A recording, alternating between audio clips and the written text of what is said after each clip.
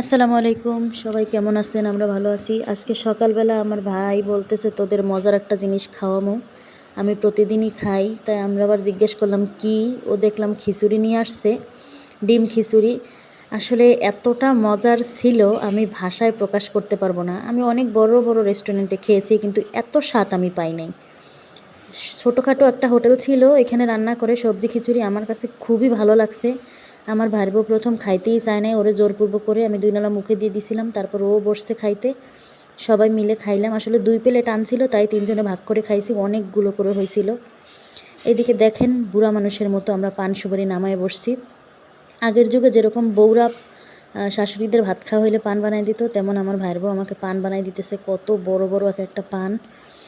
ওই পানটা আমি পুরোটা খাবো। তারপর আমি নিলাম। পান আমার যদিও ভালো লাগে, কিন্তু আমি অনেক সময় খাই, অনেক সময় খাই না। তারপর এইদিকে বৃষ্টি বৃষ্টি ভাব, আমি ডাটা তুলে নিয়ে আসলাম আমার এক নানির ক্ষেত থেকে। এইদিকে আমার ভাই চিংড়ি মাছ আনছে বাজার থেকে। আসলে চিংড়ি মাছটা একটু ভালো লাগে। আকাশটা কি পরিমাণ মেঘে ভরে গেছে, বৃষ্টি যে কোনো মুহূর্তে হইবে। এইদিকে আমাদের ভাত রান্না হয়ে গেছে। ভাতে আজকে অনেক তাড়াতাড়ি ভাত রান্না হয়েছে, কারণ আমরা অনেক সকাল সকালই চুলাটা জ্বালাইছিলাম, বৃষ্টি হবে তাই। তারপর দেখেন আমার ভাইয়ের বউ কত তাড়াহুড়ো লাগাইছে। এইদিকে চিংড়ি মাছ আজকে রান্না করব অন্য স্টাইলে। আমরা অন্য কোনো মাছ একদমই খাইতেও পারি না বা খাইও না, ইচ্ছাও করে না। আমার ভাই খায় এমনিতে, আমার হাজব্যান্ডও না। আমরা কেউ কয়েকদিন ধরে একদম মাছ টাছ কিছুই খাই না। চিংড়ি মাছটা আমার ভালো লাগে, যদিও অ্যালার্জি, তারপরও আজকে চিংড়ি মাছটা অন্য স্টাইলে রান্না করব। অনেক আগে দেখতাম আমার নানি রান্না করতো, চিংড়ি মাছ ঝোল ঝোল করে রান্না করতো। আসলে ওই ঝোল নিয়ে ভাত খাইলেও ভালো লাগতো, জানি না যদিও কেমন লাগবে, কিন্তু রান্না করতেছি। আমার মনে হয় ভালো লাগবে, কারণ তাজা চিংড়ি মাছ ছিল তো, চিংড়ি মাছগুলো মরা ছিল না, একবারে তরতাজা ছিল। খালের মাছ কে যেন ধরে নিয়ে গেছে, ওইটাই আর কি আমার ভাই পাইয়া তারপর কিনে নিয়ে আসছে।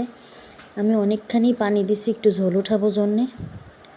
তারপর আমি একটু ঝোলঝোলই উঠাইলাম, দেখি যে ঝোলটা শুকাই আসতেছে, তারপর আমি ওইটা নামাই ফেলাইলাম। শাকটা আমি রান্না করব না, আমার ভাইয়ের বউকে দিয়ে রান্না করাবো, কারণ ওর শাক রান্না করা অনেক মজা হয়, ও আমার চেয়ে ভালো রান্না করে। এইদিকে তরকারি নিয়ে ঘরে আসতে আসতেই দেখি খেজুর। আমাদের বাড়ির গাছ থেকে আমার মামাতো ভাই খেজুর নিয়ে আসছে। ওই খেজুর আবার ও ভিজাইতেছিল সারা রাত, পাকার পরে এটা আমি করলাম। এইদিকে দেখি আমার এক নানা দুধ বিক্রি করে গেছে আমাদের কাছে। দুধগুলো নষ্ট ছিল, আগের ভিডিওতে দেখাইছি। ওনারে ধরে নিয়ে আসছি যে আপনি কী দুধ দিয়েছেন, দুধ নষ্ট ছিল। তা উনি বলতেছে এই 2 কেজি রাখ, আর ওইটা তো নষ্টই হয়ে গেছে। তারপর আমরা ওই 2 কেজি দিয়ে গেল, সে নিজে হাতে ডাইলে দিতেছে যে দেখি আজকে দুধ ছড়া পড়ে কিনা। এদিকে আমার ভাইয়ের বউ শাক বসাইতে এসে গেছে, বৃষ্টিও পড়বে, তাড়াহুড়ো লাগাই দিছে রান্না করার জন্য। পেঁয়াজ ভাজতেছে, চিংড়ি মাছ দিবে। শাকটা আবার মনের ভুলে ঘরে রেখে আসছে, ওই শাকটা আবার আনতে আমি একটু ঘরের ভিতরে ঢুকছিলাম। ঢুকে শাকটা দেখি রাখা ধোয়া টোয়া ছিল, তারপর ওর হাতে দিলাম, ও ওই শাকটা বসাবে। আমি ভাবছিলাম যে একটু ঘুরে আসি। তারপর হাঁটতে হাঁটতে আমার মাওয়ের ওই দিকে গেলাম, যাই দেখলাম মাওই কি রান্না করে। মাওই আজকে শাক রান্না করতেছে। আমার ভাইয়ের বউ শাকটা দিল, আমি দাঁড়ায় দাঁড়ায় দেখতেছিলাম আর ভিডিও করতেছিলাম। তারপর আমি ওই পাশ থেকে চলে গেছি মাওয়ের ঘরে।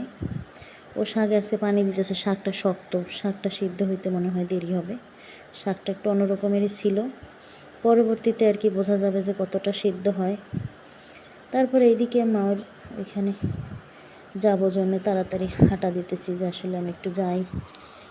তারপর ঘরের ভিতর ঢুকে দেখলাম গ্যাসের চুলার উপরে দুধ রাখা আছে, কিন্তু গ্যাস নাই। কি পরিমাণ যে বৃষ্টি হবে, কিভাবে রান্না হবে। এইদিকে শাকও হয়ে গেছে, শাকটা এত সুন্দর সিদ্ধ হয়েছে যেটা ভাষায় প্রকাশ করতে পারবো না। এখানে দেখেন কি সুন্দর করে হাঁটতে হাঁটতে মাওয়ের এখানে গেলাম, বৃষ্টি পড়তেছে।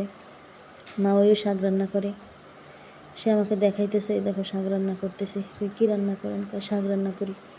তারপর সে আমাকে শাক রান্না করা দেখাইতেছে।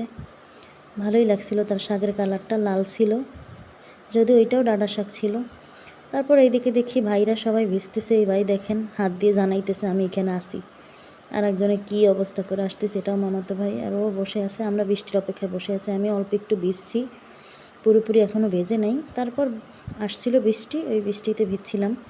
ভেজার পরে আমার শরীরটা এতটা খারাপ লাগছে, আমি 12টার মধ্যে কয়টা ভাত খেয়ে তাড়াতাড়ি শুয়ে পড়ছি। আজকে পর্যন্ত সবাই ভালো থাকবেন।